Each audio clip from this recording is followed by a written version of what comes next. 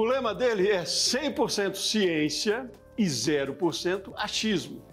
Isso vale para tudo, para a vida, para os negócios. Como a ciência pode interferir nas nossas decisões, nas nossas atitudes também? Vamos falar sobre isso hoje aqui no Rumo Certo, num programa especial de quase 1 hora de duração. E para isso eu convido um guru no assunto. Comigo, Luiz Gaziri, professor de ciências comportamentais, autor, consultor, palestrante, para dizer um pouco só, né, Luiz? Seja muito bem-vindo, muito obrigado por aceitar o nosso convite. Eu que agradeço, Sebastião, é um privilégio para mim estar aqui junto contigo para espalhar bons conhecimentos aí para os nossos telespectadores, as pessoas que estão nos acompanhando. Maravilha, é isso aí, compartilhar conhecimento, né? Levar para outras pessoas também. E Luiz, eu queria conhecer um pouquinho mais da sua trajetória, que você me fale um pouco mais do trabalho que você desenvolve hoje, e aí a partir dali a gente entra na proposta da nossa conversa de hoje. Perfeito, eu fui executivo por quase 20 anos e eu tracei uma carreira majoritariamente na área de vendas.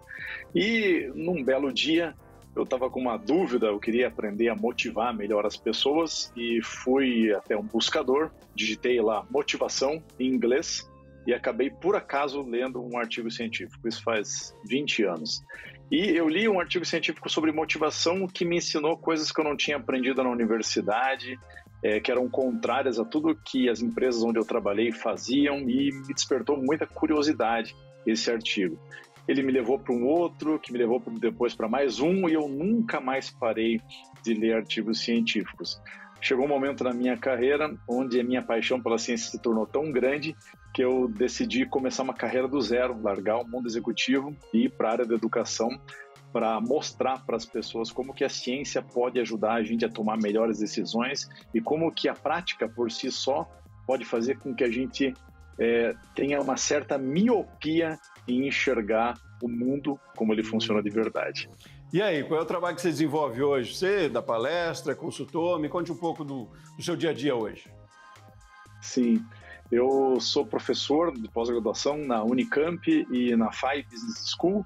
Eu dou palestras no Brasil inteiro sobre diversos temas aí que envolvem comportamento humano, então desde influência, persuasão, felicidade, bem-estar, motivação, vendas, negociação, cooperação, conflito entre grupos, tudo que envolve comportamento humano é a minha área, é o que eu faço e dou muitas consultorias para empresas também, para transformar o ambiente de trabalho num ambiente de trabalho mais positivo, mais motivador, que dê as condições ideais para as pessoas terem alta performance. Porque a gente não pode só depender das pessoas para conseguir bons resultados.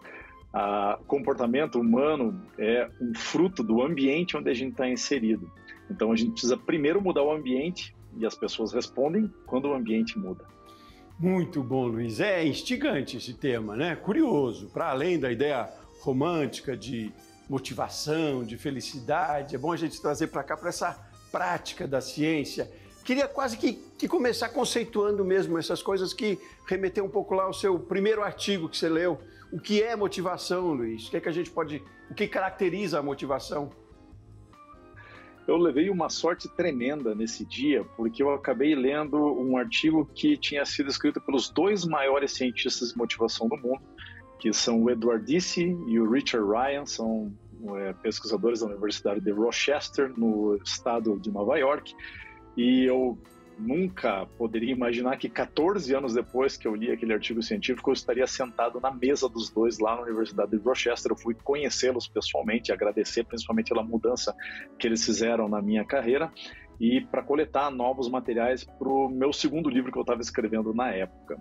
Mas a motivação, ela, de acordo com 50 anos de pesquisa do Edward Deci e do Richard Ryan, ela é composta por 3 pilares, que são a autonomia, né? Então, as pessoas realizam tarefas quando elas sentem que elas são livres, que elas estão ali por vontade delas. Esse sentimento que todos nós queremos ter, que a gente tem liberdade, que a gente tem escolha, que a gente tem voz. Segundo é a competência. Todo ser humano quer se sentir competente, quer saber que atinge seus objetivos, quer entender que pode ser cada dia melhor naquilo que faz. E o terceiro são os relacionamentos. Nós precisamos nos dar bem com as pessoas que nos rodeiam no mundo do trabalho ou na nossa família, os vizinhos, nossos amigos. Os relacionamentos são fundamentais para a gente ter bem-estar. Então, quando a gente fala de motivação, a gente resume a esses 3 pilares, né? E a partir deles tem diversos outros aí que são estendidos e que podem trazer uma compreensão maior para a gente sobre o que motiva verdadeiramente as pessoas. Sim, e tem muitos fatores, como você disse, que interferem nesse processo de motivação, né? E aí, que fatores são esses? Assim, você disse, tem muitos, né? Muitos outros elementos que interferem, mas no básico, no dia a dia, é uma questão física e estrutural. Como a gente consegue colocar essa receitinha ou esse tripé da motivação em prática no dia a dia? É um desafio, eu digo, para além do conceito, como a gente torna isso prático? Tem implicações tanto para o nosso dia a dia mesmo, como pai, mãe, como professor, né? Mas tem implicações principalmente para o mundo dos negócios, né? Onde existe uma falta de compreensão tremenda sobre o que motiva as pessoas. Nós vemos hoje em dia muitas empresas partindo para sistemas de remuneração variável, pagamento por performance, por exemplo, porque a crença de toda a empresa é que o ser humano é preguiçoso naturalmente, que o ser humano evita o trabalho. E não é isso que a ciência demonstra, é muito pelo contrário. Só que as empresas querem acreditar que se não tiver dinheiro, as pessoas ficam na zona de conforto. E até um teste dessa hipótese que foi muito interessante, feito pelo próprio Edward Deci, da Universidade de Rochester. Ele pediu para as pessoas brincarem com um quebra-cabeças tridimensional chamado Soma, formado por 7 peças, e quando essas peças são unidas, elas resultam em várias formas. Pode fazer um sofá, uma cobra, um edifício, existem inúmeras formas que o Soma pode assumir. E ele deu para um grupo de pessoas um incentivo financeiro no final da sessão, para outro grupo de pessoas ele não deu nenhum tipo de incentivo financeiro. No final do experimento, ele falava para as pessoas o seguinte: olha, você pode esperar mais um pouquinho aqui na sala, porque eu vou lançar teus dados lá no computador. E ele saía da sala e observava as pessoas durante 8 minutos. E o que ele descobriu? Que as pessoas que não receberam incentivo financeiro, elas continuavam trabalhando nesses 8 minutos de folga. Isso demonstra que a motivação deles continuava alta. Agora, aquelas pessoas que receberam o incentivo financeiro, no momento que a sessão encerrou e eles receberam seu pagamento, durante os 8 minutos essas pessoas preferiam ler uma revista ou ficar sem fazer nada. Elas não se engajavam mais na tarefa. Então, isso demonstra que o ser humano não é preguiçoso por natureza e não precisa de nenhum tipo de incentivo para se dedicar. Mas no momento que uma empresa assume de forma errada que nós sempre estamos na zona de conforto, que o ser humano é interesseiro, sempre tem que ter dinheiro envolvido, e a gente começa a aplicar sistemas de remuneração variável, né, o pagamento por performance, as pessoas elas passam a ficar dependentes daquele incentivo.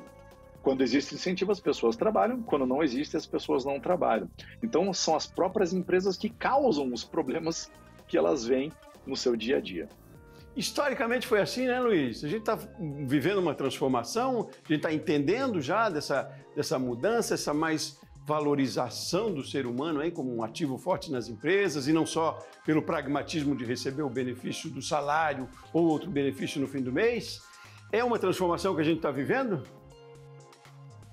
Olha, é uma transformação que eu espero que a gente passe a viver, porque o que eu vejo, infelizmente, hoje no mercado de trabalho é cada vez mais empresas partindo para esse sistema de remuneração variável, de meritocracia, de ranking forçado, que são práticas que são péssimas do ponto de vista científico, porque os cientistas eles estão há mais de 100 anos estudando quais são os impactos de dinheiro na nossa motivação. Por exemplo, alguns eu já apresentei aqui, mas tem outros impactos que é falta de cooperação. As pessoas, quando elas fazem uma tarefa e podem ganhar incentivos financeiros, elas ajudam menos os outros, elas só se preocupam com elas mesmas. Existe um aumento exponencial da possibilidade de trapaça quando as pessoas ganham incentivos financeiros, e a gente não precisa ir nas empresas para ver isso, basta a gente ver na política o que acontece, né? ou com jogadores de futebol, como a gente está vendo esquemas aí hoje em dia, né, de sites de apostas e etc. Então, existem danos muito grandes que são causados pelos incentivos financeiros, mas todas as vezes que eu converso com CEOs, com diretores de empresa, eles me dizem que estão partindo para esse tipo de estratégia, o que é uma pena, né? Colocar funcionário em ranking, né, que é uma outra questão que, se a gente for levar em consideração que os relacionamentos são um dos principais pilares da motivação, a gente coloca as pessoas em ranking e o que a gente tem é conflito, não é cooperação, né? Então, olha lá. Então, outro dia eu li uma frase, queria muito lembrar do autora, eu acho, talvez Clarice Lispector, não, enfim. Mas, enfim, a frase dizia isso, que historicamente a gente foi ensinado a competir, né? E competição só levou à guerra, né? Só leva à disputa. E a gente precisava aprender a colaborar, e é a colaboração que faz crescer, né? Mas é curioso isso, porque a ciência comprovando o contrário aí, né, Luiz, nessa tendência que você está dizendo ainda, infelizmente, das empresas. E ainda assim, por que grandes empresas, ou mesmo pequenas, ainda apostam nesse modelo competitivo? O que acontece? A gente precisa divulgar mais a ciência, precisa ser mais claro nisso, Luiz? Onde é que está o erro aí? Foi justamente isso que me motivou, Sebastião, a vir para a área acadêmica, né? Porque eu percebo que pouquíssimos executivos sabem da existência de artigos científicos, por exemplo, que vão testar se comissão funciona ou não, como que eu estabeleço metas, como que eu recruto pessoas usando métodos que são validados pela ciência. Então, existe uma falha dos cientistas em divulgar o seu trabalho? Existe. Muitos deles estão mais preocupados em fazer a pesquisa do que em divulgar e mostrar para a sociedade quais são as implicações dessa pesquisa. Então, eu assumi esse papel, né? O que eu quero fazer como professor é ser essa ponte entre a ciência e a sociedade, né? Tanto que eu frequentemente visito cientistas na Harvard, na Stanford, na Universidade da Califórnia, na Columbia, na NYU, na Universidade da Carolina do Norte. Eu já fui para diversas universidades conversar com professores para ter acesso às últimas descobertas científicas, para que eu possa trazer aqui, né, para nós, para os brasileiros, e a gente possa aplicar essas pesquisas científicas para fazer uma transformação importante aí nas empresas e também na sociedade. Conhecimento nos laboratórios não resolve nada, né? Conhecimento, livro na prateleira não diz nada, né? Só cria poeira. Tem que abrir, tem que ler, tem que divulgar, tem que passar para frente, né?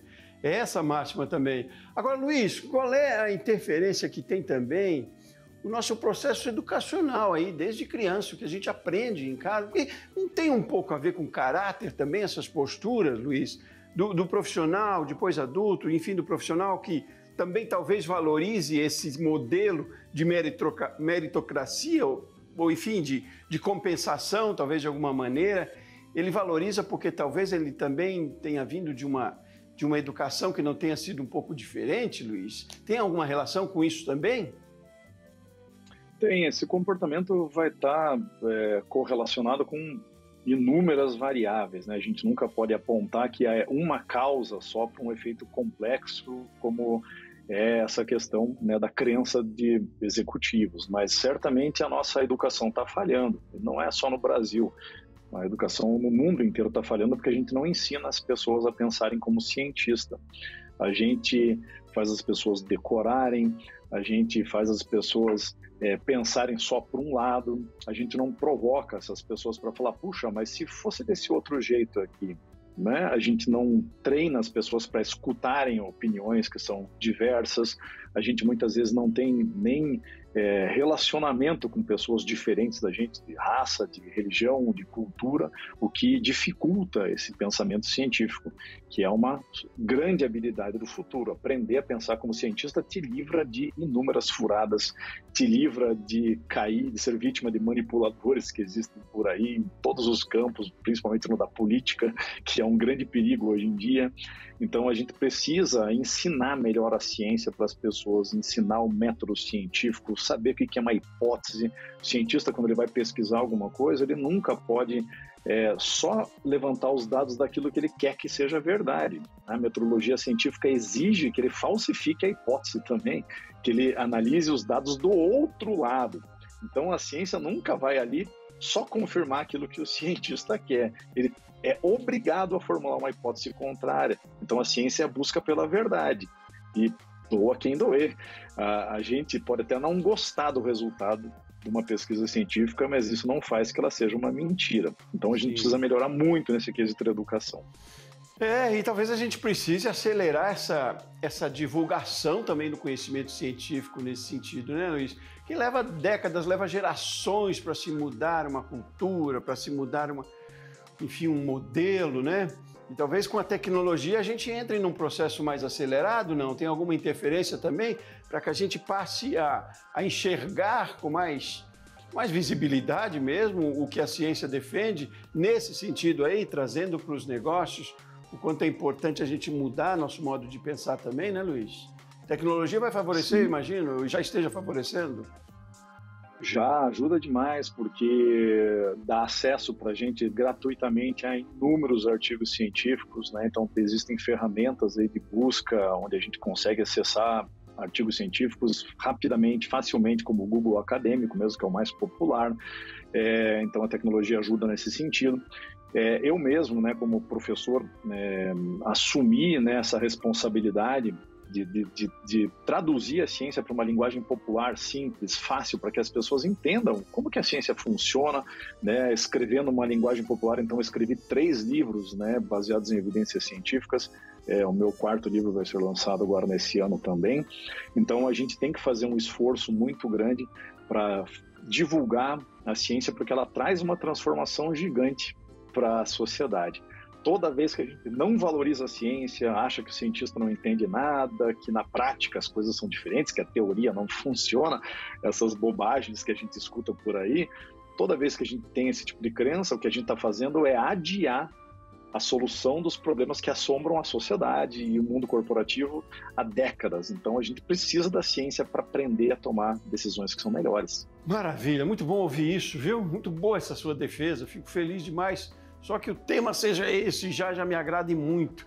Luiz, vamos fazer um intervalo rapidinho. No próximo bloco eu quero que você me traga mais dados comprovatórios aí da ciência, do quanto ela interfere nos negócios, na nossa vida também. Tem uma pesquisa que mostra que pessoas mais felizes são mais produtivas, não é? Traz isso para a gente aqui e a gente vai falar também sobre os seus livros, sim, o conteúdo deles, acesso, para que a gente também ajude a divulgar cada vez mais isso. Mas vamos fazer um intervalo rapidinho, Luiz? Seguimos na conversa, na sequência aí na nossa conversa, tá bom? Muito bem. Você de casa também? Continue com a gente aqui nessa conversa interessante hoje. A gente está falando do quanto a ciência, os dados da ciência podem interferir no nosso modo de pensar no dia a dia, nos negócios também. Rumo Certo, edição especial de hoje, quase 1 hora, volta já já.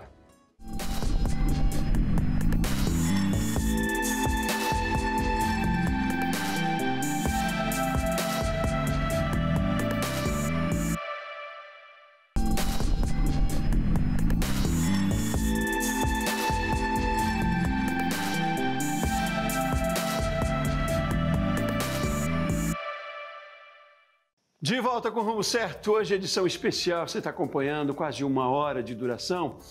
E a gente está falando de um tema interessantíssimo que pode reverter em produtividade para os seus negócios. Como a ciência interfere no nosso modo de pensar, na nossa tomada de decisão, usar de dados da ciência para agir de maneira mais produtiva na vida e nos negócios também. Vamos continuar nessa conversa? Eu volto a dizer, está comigo um guru no assunto, né? Professor, autor, consultor, palestrante, para dizer só um pouco. Luiz Gaziri, falando com a gente lá de Curitiba, no Paraná. Luiz, você está aí na região fria e eu quero trazer mais aquecimento para essa nossa conversa aqui, porque é bom demais. No primeiro bloco já foi assim, mas quero de novo trazer com os dados que você tem embasados da ciência, né? Do quanto eles refletem em produtividade na nossa vida, nos nossos negócios também. E aí eu trago aqui um dado que eu li no seu site, inclusive, sobre felicidade, dizendo que pessoas mais felizes são mais produtivas. O que a ciência diz sobre? Ótimo, é um tema super importante, né? Eu comecei a estudar a felicidade há 20 anos atrás, nessa época, a felicidade não era levada a sério pelas empresas. Hoje, esse cenário já mudou, muitas têm diretores de felicidade, algumas só estão entrando no modismo, né, para dizer que tem, mas o importante, como eu sempre digo, é mudar o ambiente. As empresas nomeiam diretores de felicidade, mas não mudam a forma como remuneram, como premiam, como determinam metas, se tem ranking ou não tem, não cuidam do ambiente de trabalho, que é o maior preditor de alta performance e de felicidade. Nossa felicidade depende também do ambiente. Mas, falando sobre as vantagens que a felicidade traz para o ser humano, tem uma meta-análise feita pela Sonia Lyubomirsky, da Universidade da Califórnia, e ela descobriu que quando as pessoas são felizes, elas são 31% mais produtivas. Vendedores que são felizes vendem de 37% a 88% a mais. Pessoas felizes são 3 vezes mais criativas. Mas por que esse tipo de coisa acontece? Quando nós temos emoções positivas, né, quando a gente atinge a nossa meta, quando a gente realiza uma venda, quando a gente tem uma conversa agradável com alguém, existe ativação de algumas áreas do nosso cérebro, como o estriado, por exemplo, que é envolvido, né, em processamento de prazer, de emoções positivas, e também do córtex pré-frontal, que é a área do nosso cérebro que é responsável pela resolução de problemas complexos, pela tomada de decisões, pela criatividade, pela argumentação, pela projeção do futuro. Então, existe uma ativação maior dessas áreas do cérebro, o que faz com que a gente encontre soluções para os problemas do nosso dia a dia com mais facilidade.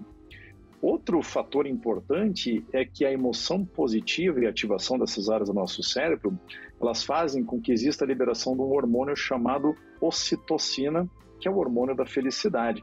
E a ocitocina mais elevada na corrente sanguínea faz a gente cuidar mais das outras pessoas, faz a gente negociar de forma mais justa com os outros, faz a gente ter uma impressão melhor das pessoas com as quais a gente convive, que a gente confie mais nas pessoas. Existem inúmeros benefícios que a ocitocina traz para nós. Então, existe todo um corpo de pesquisas científicas indicando que existem vantagens importantíssimas que são construídas quando a gente é feliz. Existem coisas que as pessoas podem fazer por si só, né, por si mesmas aí para aumentar a sua felicidade, mas existe uma dependência grande também do ambiente para a gente ser feliz. E a gente tem que tratar a felicidade de uma forma coletiva aí, né, Luiz, também, né? Porque a gente às vezes é levado a pensar que a felicidade é única ali, é pessoal, é de acordo com o que eu tenho, com o que eu vivo, com o que eu faço.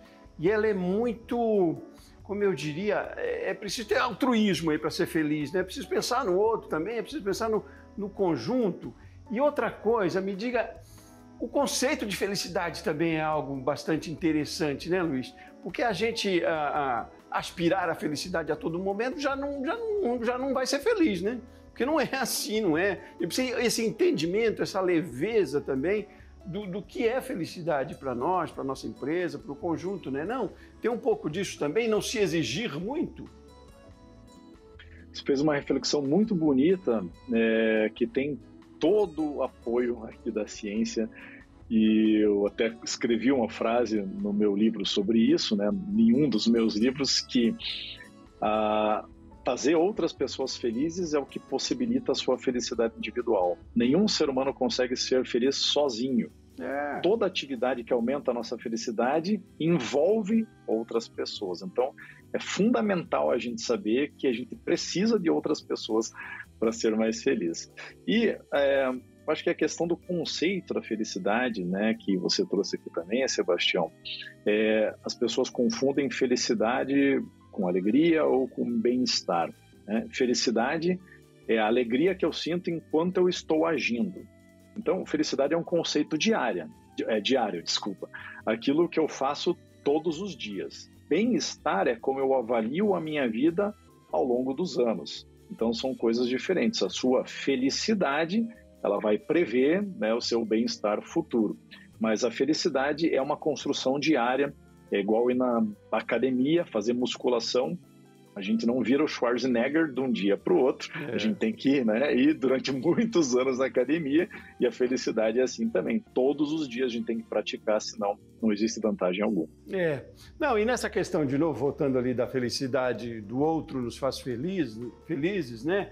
É a gente trazer isso de casa, né? A gente como pai, né? Você, imagino, eu, mães também, a gente não tem a máxima de que diz que a gente está feliz quando o filho está feliz? É isso pro dia a dia, não é? A gente é muito mais feliz quando o filho da gente está feliz, quando a filha da gente está feliz, enfim, eles são assim pais e mães. E assim deve ser no trabalho também, na nossa relação, né? Uma pessoa que está do meu lado, se eu estou favorecendo, enfim, se o que eu estou fazendo, ele está aqui no coletivo ajudando todo mundo, só assim eu posso ser feliz. Isso vai reverter de qualquer maneira.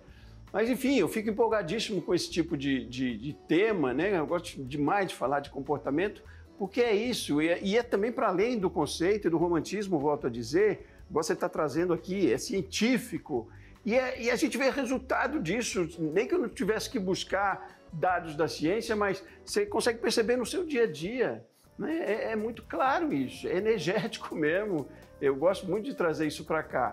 Agora, Luiz, isso dentro das empresas, a gente fala muito da responsabilidade das empresas de criar ambientes saudáveis e que as pessoas sejam mais felizes, mas há uma corresponsabilidade grande aí do colaborador, né, Luiz? A gente precisa também estar predisposto a ser feliz, a colaborar com isso também, né? Dá para responsabilizar só o empresário, né?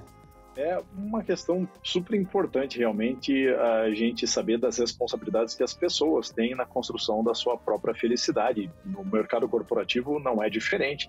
Então, existem muitas evidências científicas, por exemplo, de que ajudar os colegas de trabalho aumenta a nossa própria felicidade. As pessoas que ajudam são mais felizes do que aquelas que receberam ajuda. Então, olha que coisa interessante. Um outro fator que é incrível no mercado corporativo é que as pessoas falam assim, é que as pessoas querem reconhecimento, é que eu não vou ser feliz enquanto não me reconhecerem. E receber um reconhecimento é importante para a nossa felicidade? Com toda certeza é. Receber um reconhecimento de um chefe, por exemplo, aumenta o nosso sentimento de competência, que é um dos pilares da motivação. Então a gente quer agir mais, quer fazer mais tarefas quando a gente recebe um reconhecimento. Mas, por outro lado, os cientistas descobriram algo extremamente curioso, que quando eu reconheço alguém, eu fico mais feliz do que quando eu sou reconhecido pelos outros. Então, veja só, dentro da empresa, hoje em dia, reconhecer os outros é o papel de uma pequena parcela das pessoas que são os líderes. Se a gente fizer uma inversão, né, uma mudança no ambiente de trabalho, possibilitando com que todo mundo possa reconhecer todo mundo, a gente vai ter um aumento, né, no nível de bem-estar das empresas, porque reconhecer os outros aumenta a felicidade de todos os indivíduos. Então, existem inúmeras formas aí no mercado corporativo da gente realizar mudanças, mas a gente precisa mudar a mentalidade das pessoas, né, que estão muito focadas naquela questão da competição, como a gente já falou, ao invés da colaboração. Ótimo. Não, então vamos ser práticos aí, vamos tentar trazer alguma dessas formas aí da gente começar mudando a mentalidade, sim, mas também práticas no dia a dia. É possível, né, Luiz? Talvez com poucas ações, a gente começar a entender isso. É um processo, né? Não é um projeto que se implanta agora aqui e resolveu. É no dia a dia, como você diz, a gente vai buscando a felicidade a cada dia. Mas vamos tentar trazer aqui, Luiz, o chão da nossa fábrica, quase que dicas mesmo. Você, no seu trabalho de consultoria, digamos, você vai dar uma palestra lá para um grupo de pequenos empresários, por exemplo. Por onde a gente deve começar? Além de buscar muito conhecimento, mas vamos começar a agir então. E por onde a gente começa a agir? Muito bem. Quando a gente vai falar de mudança de ambiente, de estratégia corporativa, o primeiro ponto que eu sempre chamo a atenção dos empresários é a remuneração. Porque é impossível ser feliz devendo dinheiro ou recebendo um salário onde eu não consigo pagar todas as minhas contas. O Sendhil Mullainathan, cientista da Universidade de Chicago, fez um experimento onde ele aplicou um teste de inteligência em agricultores na Índia, em 2 momentos diferentes. Logo depois de uma colheita, ou seja, quando o agricultor estava rico, recebeu o dinheiro do ano inteiro, e próximo a uma colheita, quando o agricultor já estava devendo dinheiro, já estava ali meio pendurado. o mesmo grupo de pessoas, será que o desempenho dessas pessoas é diferente dependendo do quanto dinheiro eu tenho no bolso? E a resposta é sim. Quando as pessoas estão devendo dinheiro, o desempenho delas é 25% pior no teste de inteligência. Então, olha lá, é a mesma pessoa. Está devendo dinheiro ou está tranquilamente, né, numa situação boa financeiramente, faz toda a diferença na sua inteligência, né, como você vai agir ali nas tarefas do seu dia a dia e na sua performance consequentemente. Então, é um cuidado muito grande. Por isso que em todas as áreas, inclusive, eu aconselho, e tem várias empresas que felizmente implementaram essas estratégias que eu dei consultoria para elas, é eliminar a questão de pagamento por performance. Eu já mostrei logo no começo aqui que não funciona pagamento por performance, porque ele traz um decréscimo motivacional, tira a motivação natural das pessoas, as pessoas só fazem o trabalho quando tem o dinheiro, se não tem, elas não fazem, então isso é um grande problema, né? Além de todas essas questões de aumento de individualidade, de se eu ganho comissão, por exemplo, para que eu vou ajudar o meu colega de trabalho que acabou de entrar aqui na empresa? Será que eu vou parar e vou treinar ele? Sendo que cada minuto que eu passo com o meu colega novo de trabalho, eu estou perdendo uma comissão, eu não vou fazer. Né? Eu vou falar, se vira aí, cara, faz você, eu aprendi sozinho aqui também. Mas quem é que paga o preço? É a empresa, porque a empresa leva mais tempo para treinar um profissional que acabou de entrar.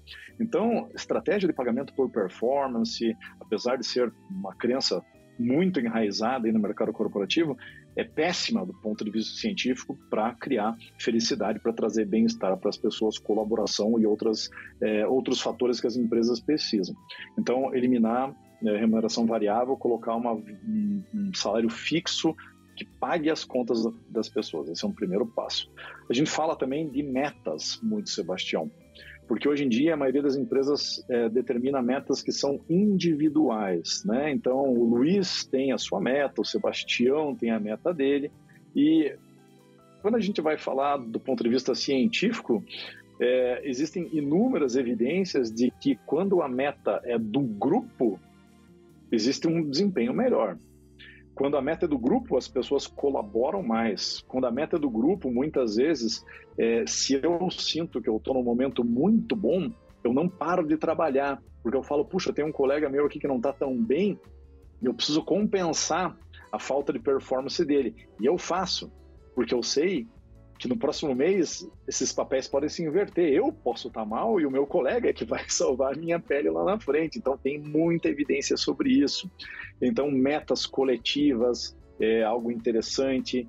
Prêmios é outra área importantíssima. Existem prêmios que trazem mais felicidade para as pessoas e prêmios que trazem menos felicidade ou que as pessoas se acostumam muito rápido.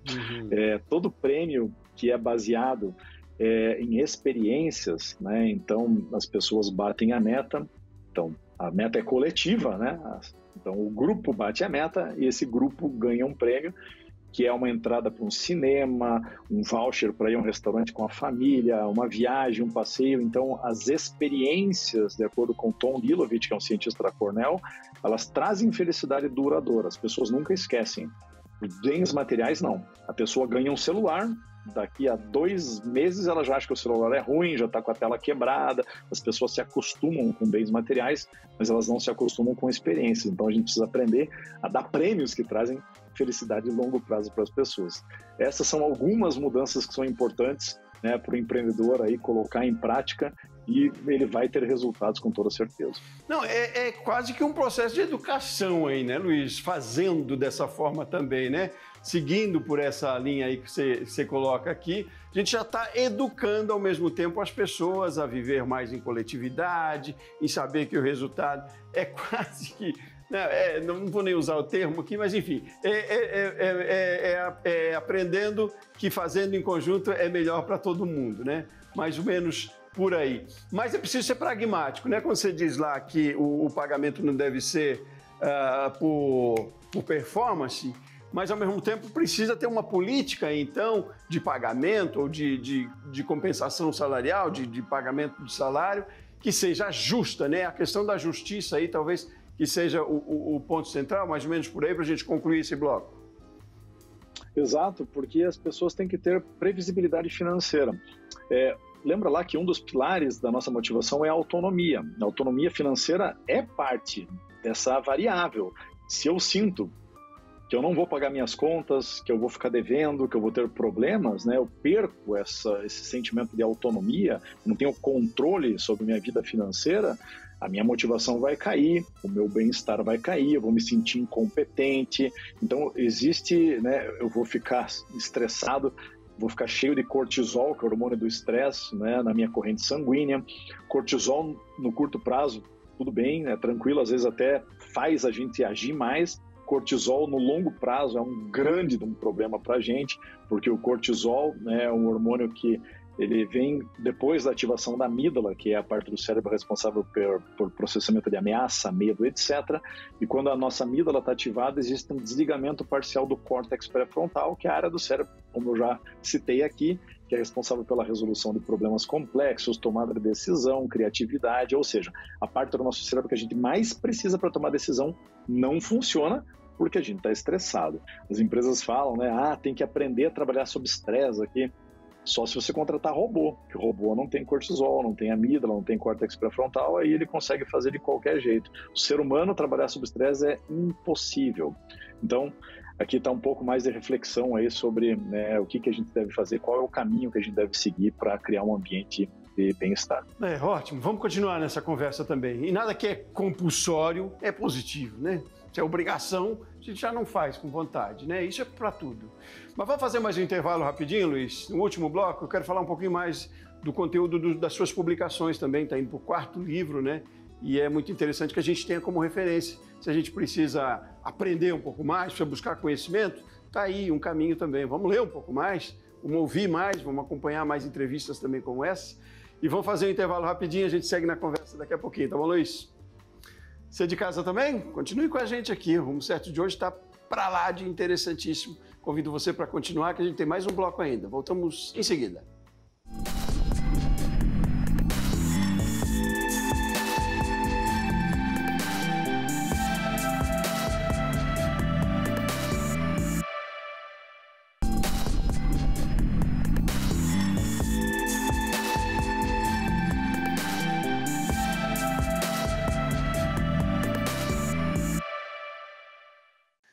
De volta com o Rumo Certo, estamos indo agora para o último bloco desse programa, hoje edição especial de quase 1 hora, e especial também pelo tema que a gente está trazendo para cá hoje, o quanto a ciência interfere e deve interferir nas nossas decisões, na vida e também nos negócios. Continuamos a conversa para não perder mais tempo, comigo Luiz Gaziri, professor, autor, consultor, palestrante, com a disponibilidade de conversar e trazer muito conhecimento para a gente aqui.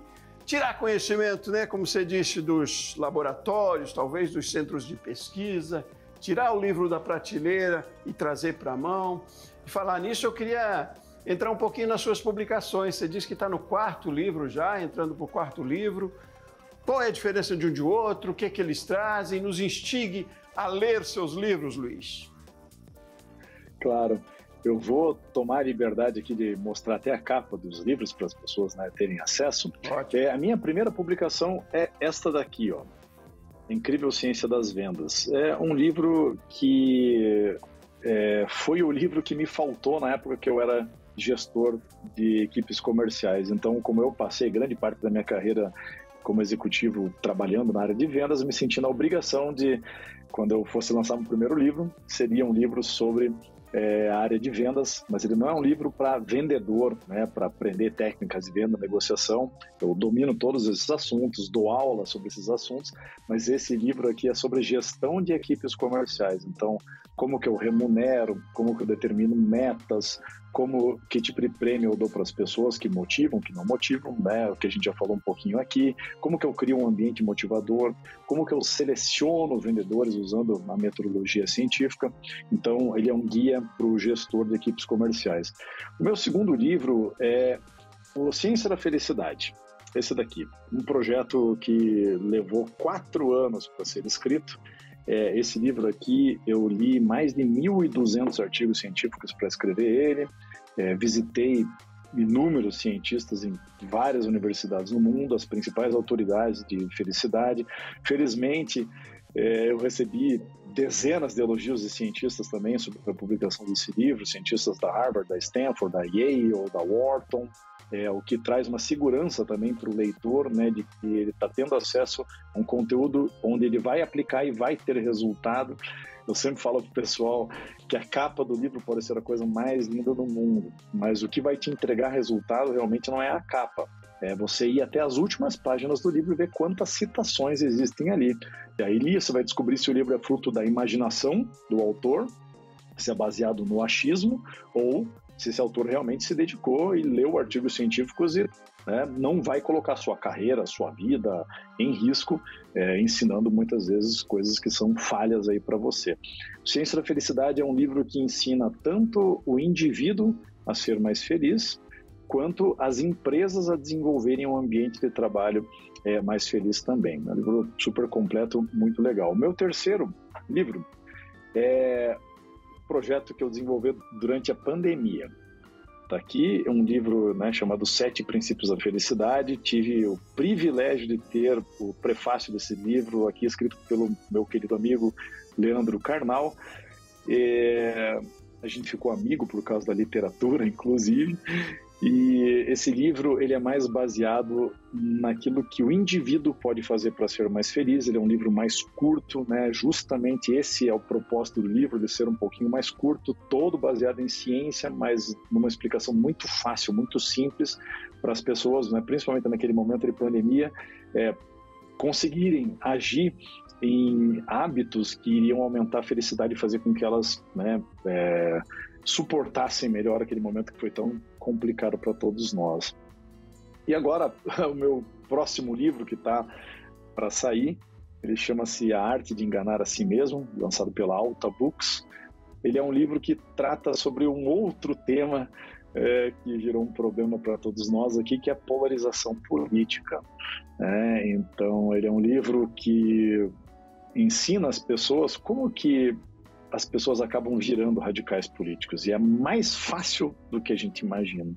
A gente entra em armadilhas por causa de um comentário no Instagram, por causa de uma conversa com um amigo, e como isso vai se escalando até o momento, né, que eu vou ficando polarizado, né, as minhas ideias vão começando a ir para os extremos, e todos os mecanismos aí da neurociência, da psicologia social, que explicam, né, esse fenômeno e quais são os riscos deles para nós, para a sociedade, para a nossa saúde, por exemplo, para os nossos relacionamentos. E aí ele já vai, né, numa linha, falando de radicalismo político, a gente vai falar sobre ataque à imprensa, por exemplo, por que né, as pessoas ultimamente vêm atacando a imprensa, por que aumenta o racismo, a questão toda de homofobia, de sexismo, que é muito vigente, né, muito complicado hoje no Brasil, se armas aumentam ou diminuem a violência, por que as pessoas acreditam em teorias da conspiração, se tem um chip na vacina, enfim, é um livro que explora esses últimos anos aí do Brasil, trazendo toda a evidência científica, né, para ajudar a gente a tomar decisões melhores. Então, esses são aí os meus projetos nesses últimos anos. Quente. E aí me deu uma curiosidade aqui, me lembrei de uma situação. Eu lembro que no início da pandemia a gente falava que esse momento, essa tragédia, nos tornaríamos mais solidários, pessoas talvez melhores depois do advento da pandemia, né? E aí, ao mesmo tempo, a gente enfrentou essa polarização política toda que parece que nos tornou piores, né, Luiz? Não parece uma contradição, quase que no mesmo momento? O que a gente aprendeu com isso ou precisa aprender ainda, homem, além de ler os seus livros? A grande questão que atrapalha todos nós é o que os cientistas chamam de dissonância cognitiva, né? Eu tive assim, um prazer enorme de conversar com um dos fundadores dessa teoria, que é o Elliot Aronson, cientista da Universidade da Califórnia, Santa Cruz. Ele tem 90 anos de idade, ele me atendeu na casa dele, né, para a gente conversar sobre a dissonância cognitiva, mas acontece que todas as pessoas têm uma crença, né? Eu tenho uma crença, por exemplo, que um candidato é honesto, é bonzinho, é o grande salvador da pátria, né? Então eu tenho essa crença, E daqui a pouco eu começo a descobrir que esse candidato é desonesto, roubou dinheiro público, né, fez vários tipos de falcatrua. Então eu tenho aqui a minha imagem desse candidato, eu votei nele, fiz propaganda para ele, escrevi nas mídias sociais sobre ele, briguei com a minha família por causa dele, e daqui a pouco eu tenho uma evidência contrária à minha crença. Essa é dissonância.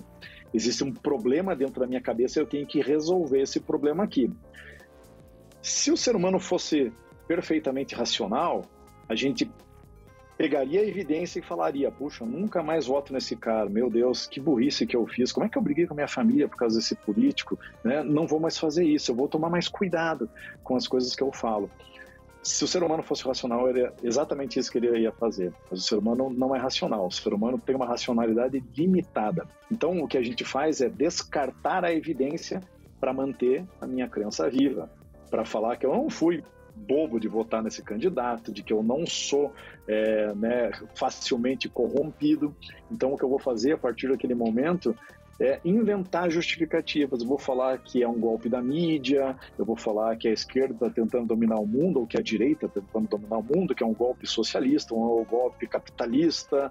Eu vou inventar todo tipo de justificativa para manter a minha crença viva e a minha imagem que eu quero ter de mim mesmo como um ser inteligente, honesto, bom decisor, esperto, que toma boas decisões. Então, essa falta de humildade que nós temos de assumir os nossos erros e de falar, né, puxa, eu tomei uma decisão errada, é o que causa grande parte dos problemas que a gente está vendo aí no nosso país.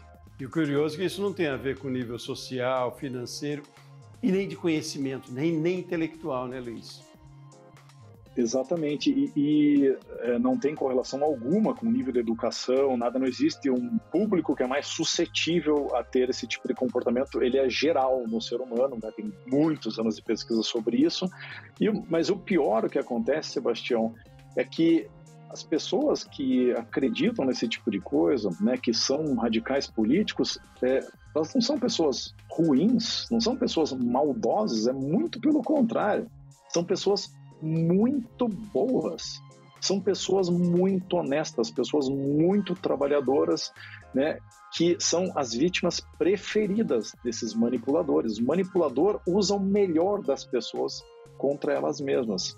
Então, isso é que me deixa com muita pena dessas pessoas que se engajam, né, em partidarismo político, porque elas passam a ficar cegas para soluções que existem no nosso problema e muitas vezes a solução está no discurso da outra parte. Mas eu não quero enxergar a outra parte. Se não veio a solução da minha parte, do meu partido, isso não serve.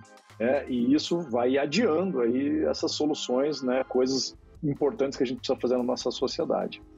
Bom, Luiz, muito bom esses seus esclarecimentos, mas a gente está chegando no finalzinho. Apesar de ter sido 1 hora, foi pouco, a gente conversaria muito mais aqui. Mas eu quero meio que sintetizar um pouco aí, se é que dá, dessa nossa conversa de quase 1 hora aqui, você trazer isso agora, então, quase que para orientação, ou mais um lembrete também, para os nossos telespectadores, né, em sua maioria empresários, empreendedores, muitos micro e pequenos, mas vamos sintetizar o que de tão importante tudo foi, mas vamos tentar dizer em poucos minutinhos que a gente tem ainda, o que é a essência dessa nossa conversa toda? A essência é a gente prestar atenção na ciência, é a gente entender que existem, né, diversos cientistas tentando resolver os problemas que a gente enfrenta no nosso dia a dia. Hoje em dia, eu digo que só erra quem quer, porque toda dúvida que um empresário tem, um cientista já teve essa dúvida, já fez um experimento e já indicou qual é o melhor caminho para a gente resolver, seja na área de remuneração, de metas, de bem-estar, seja o que for, existe uma comunidade gigantesca de cientistas tentando resolver os problemas do mundo. Mas se a gente não valoriza a educação, se eu acho que a universidade não serve para nada, que eu não preciso de universidade mais para ter um bom emprego ou para ganhar dinheiro, então eu não tenho interesse ou não tenho acesso à ciência, eu vou sofrer, eu vou tomar decisões erradas, né? O meu bolso vai doer, o meu bem-estar vai diminuir, o bem-estar da minha família, o bem-estar dos meus colaboradores, então a gente precisa prestar mais atenção na evidência científica para a gente tomar decisões que são boas. A teoria ela serve para quê? Para você praticar de forma certa. É isso que o cientista desenvolve, uma teoria. Teoria não é uma ideia que não foi provada.